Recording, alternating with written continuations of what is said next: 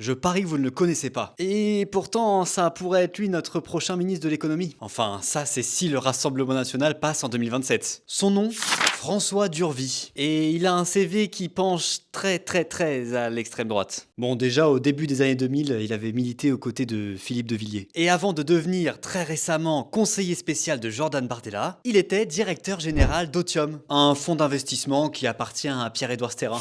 Bon, Pierre-Édouard Sterrin, tout le monde le connaît a priori. Lui, il considère carrément que le RN est un parti de gauche comparé à ses idées. Allez, pour le plaisir, je vous ai remis cette petite description du monde, je l'aime bien. Sauf que François Durvy, pour un mec qui se rêve en ministre de l'économie, il a du mal avec la gestion des finances. Dans cet article de Mediapart, on apprend qu'il aurait laissé Otium dans un état catastrophique. Je vais vous lire 2-3 témoignages d'anciens d'Otium recueillis par Mediapart. Il est tellement certain de sa supériorité qu'il n'écoute pas, il n'étudie rien et il part sur absolument tous les sujets par a priori.